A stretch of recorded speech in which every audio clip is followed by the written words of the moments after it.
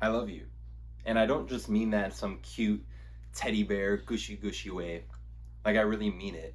And we'll get to that. But there was a time when I had no idea what love was really like. In high school, I had a lot of friends. I was a basketball player in high school.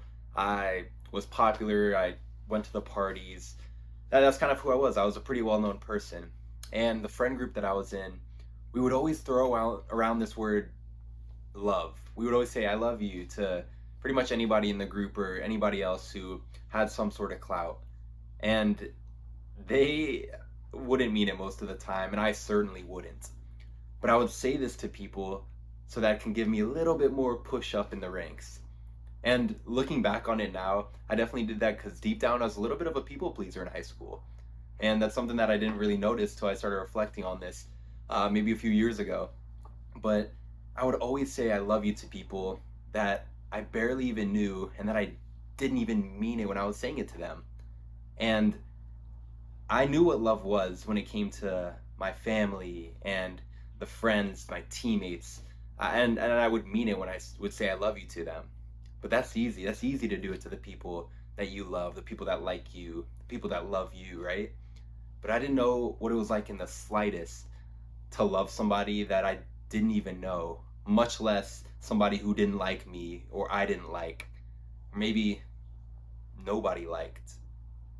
And I know this idea might sound crazy to love someone that you don't even know. And I get why. Society tells us otherwise, right? If somebody slaps you, man, don't let them do that to me. I'm gonna get them back. I'm gonna get mine's back, right? It's kind of a tit for tat thing in society. So I get why this sounds weird. But can I tell you that the greatest act of love displayed ever, it was displayed to people who didn't even like him. People that hated him. This guy acted in love toward them, toward the people that liked him, toward the people that hated him. He acted in love toward them all. Now, to give some context, the person that we're talking about is Jesus Christ of Nazareth, right? And there was a time where he was hated by the people that he loved, and he eventually got beaten by them, right? He got beaten so bad that the Bible says that he would be unrecognizable. And then he was led to carry a cross on his back after he got beat to a place that he would eventually be put on to the cross that he was carrying, right? And people hated him for reasons that weren't even valid, things that weren't even bad. People hated on him for it, and he still loved them regardless. And this is where our story picks up. We're going to be in Matthew 27. We're going to start in verse 35, and we're going to go to verse 42. All right, it says, when they had crucified him, they divided up his clothes, casting lots. And sitting down, they kept watch over him there. Above his head, they placed the written charge against him. This is Jesus, the King of the Jews. 2 robbers were crucified with him, one on his right and one on his left.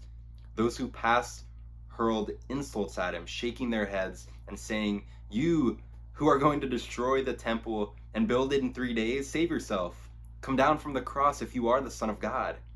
In the same way, the chief priests, the teachers of the law, and the elders mocked him. He saved others, they said, but he can't save himself. In the Bible, it also says that Jesus said, "Father, forgive them, for they do not know what they do." Imagine being up there, dying in the flesh, and saying, forgive them, they don't know what they're doing. Wow.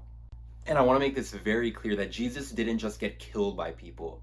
He went to the cross for you and for me because he loves us.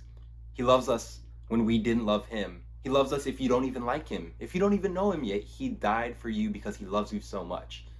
And Jesus knows every mistake you've ever done and every mistake you ever will do. And he looks at you and he says, I love you and you were worth it no matter what. Even when you turn your back on me every day, I love you enough to show you in the form of giving my life up for you. When I understood that Jesus loved me before I even knew who he was, right before I started becoming a follower of Christ, that changed the way I looked at people, the way I loved others. When I was living for me, like I said at the beginning, I would say I love you and I didn't mean it. Why? Because it did something for me. My love is self-serving at best. When we see God for who he really is and the love that he displays, we can understand this, that the Bible tells us that all of humanity, we're made in the image of God. And if we're made in the image of God, if we're image bearers of Christ, how can we not love others? Right? The Bible says that God is love. And when our identity is in he who is love, how can we not love others and love the people that are made in his image, whom he loves? You know, in the word, when it says to love your enemies, it says love your enemies, right? It does not say just tolerate your enemies. It doesn't say just live with your enemies and do what you can with them. It says love your enemies, right? Loving the people around you is easy. Loving your family, the people who love you, the people who like you, the people you like, the people you love, it's easy. But what about the people that you don't like?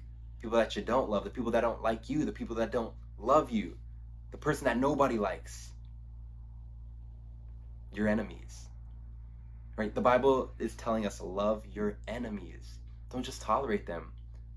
And if enemies are going to be the hardest people to love, and he's saying love them, that means love them all. That means love everybody. And I know that probably stings some of you guys. I know that probably stings because some of y'all got some people that you call the ops in your life. But the truth tells us to love them regardless. Pray for them. Pray for those who persecute you. Right? It's a command. It's not just a simple suggestion. I heard it this way once from IMBeggar, if you know who that is, on YouTube. He said, love doesn't pick and choose, just like the sun doesn't pick and choose who to shine on. It just shines. Don't pick and choose who you're loving. That's not what love's about. That's not what it's about. If God could look at us, if God could look at me, I'll personalize it. If he could look at me, somebody who has been stuck in sin before he came to Christ and still does sin because nobody's perfect, I'm certainly not perfect, and he can look at me every day and say, I love you. My mercies and grace is new every single day for you.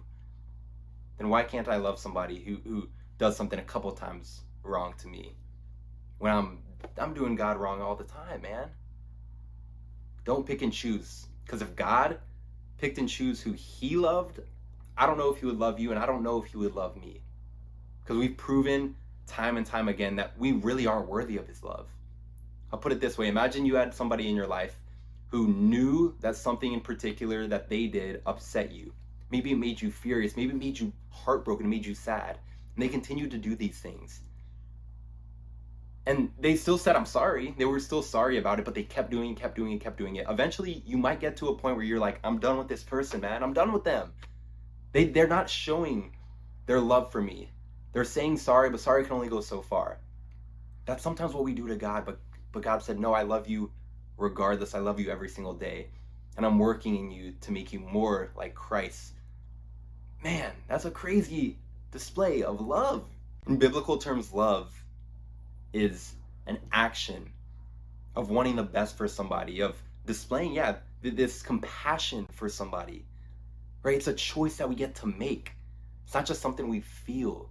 If it's something we feel, I don't know if I would love many people because I don't always feel it. But go out and love somebody today. Love your neighbor, love your enemy, love your friend, love your hater. Love them all because God loved us first. And he displayed it on the cross when he died for the sins that we commit every single day. And he looked at you on that cross and he was thinking of you on that cross saying, you're worth it. So I'm going to say this again, and I hope you can receive it and know that this is true. But I love you. I'll see you next time.